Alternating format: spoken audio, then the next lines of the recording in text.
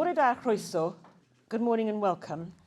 It's great to see everybody here, and we've sold out of tickets for this event, which is fantastic, and everybody's come here through sleet and snow and everything, which is really wonderful. It's been 3 years since the last time we had an in-person session like this. And in between, we've had lockdown. And I can remember that session really well because for about a week beforehand, we were saying, oh, should we go ahead or shouldn't we? It was more or less this time last year in 2020. And we had a lovely day in Aberystwyth, and a week later, we were all locked down. So we just got that one in time. And this is the first one since. So well done for coming. And it's lovely, really, really lovely to see you all. Before we start, I just want to say a few words about Don Benson. Most of you will already know that Don Benson, who was the first director of the Dyfed Archaeological Trust, sadly died on the 1st of January this year. Many of us were at his funeral in St Clair's not so very long ago. But I thought it was worth just saying a few words about Don. In addition to really setting up the Dyfed Archaeological Trust 45 years ago, and before that, Don worked and was in fact one of the founders, one of the instigators of what was then called the Sites and Monuments Record. And that is what has led to the comprehensive historical environment record that we have today across the whole of Wales. And of course, DAT is responsible for maintaining the historical environment record for Dyfed, for Pembrokeshire, Ceredigion and Carmarthen. So part of Don's legacy is that hugely important resource that's now available to academics, researchers, planners, and of course to us, the general public. So it's just worth remembering Don, and many of you will have already seen the obituary that Henry Owen John wrote about Don, which was published a few weeks ago in The Guardian, and it's still available for those who are interested on their website. So thank you, Don. Well, despite lockdowns, a huge amount has happened in Dyfed, in the heritage and archaeology world in the last 3 years. And the purpose of today, apart from having a jolly nice day, is to tell you about really significant work that's been going on in our area, and partly work that we've done in DAT. We have a good lineup of speakers from the Trust here today. But also, I'm very pleased to welcome 2 non-DAT speakers today, guest speakers. That's Sian Thomas from the Botanical Gardens, from Archaeology Wales, and Helen Whittier from the Botanic Garden. And we'll be giving a warm welcome to both of those later on this morning and this afternoon.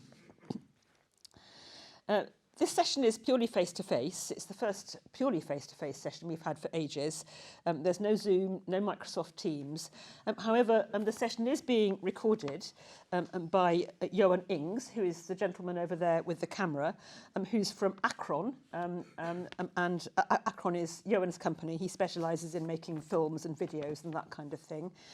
And so for those of you who are really keen, you can watch it again on our YouTube channel subsequently. And of course, the recordings on the YouTube channel, along with some of the photographs from today as well, will be available to those who are not able to come in person today, but nevertheless are still interested in all or some of the talks. Each talk is going to be 25 to 30 minutes, and we're allowing 5 minutes for questions at the end.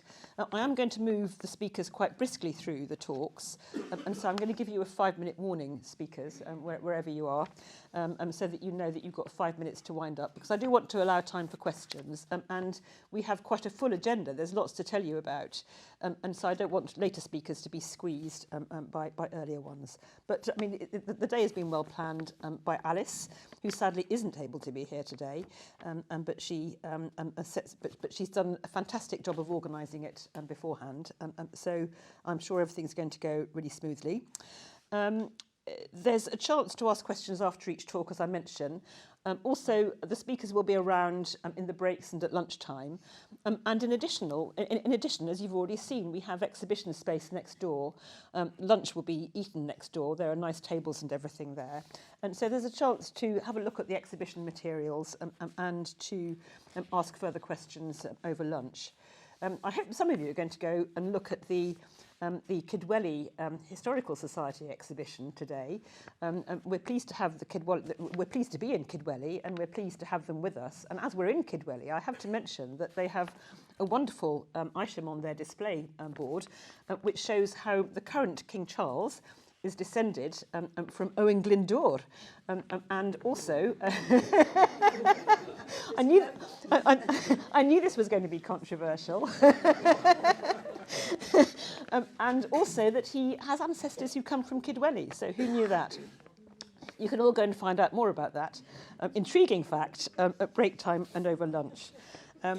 Just a bit of admin, which is that the loos you've seen already are through there. It's a very well-appointed facility. In the event of emergency, which I hope doesn't happen, exit through the nearest fire exit. There's one there, one over there, and the door you came in through.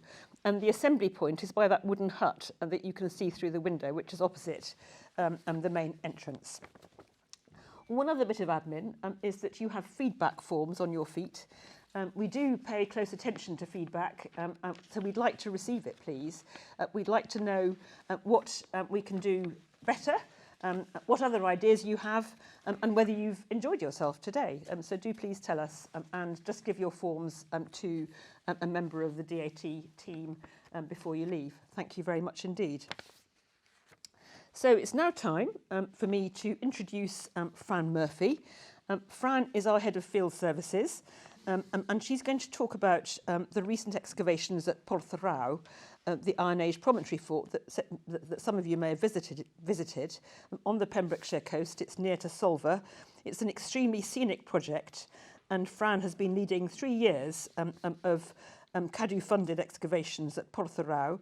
It's rescue work because Porthrau is a dramatic site, and it's a really good example of a site that's being gradually eroded through wear exacerbated by climate change. And it shows how important it is that for us to learn and record from that site what we can while we can.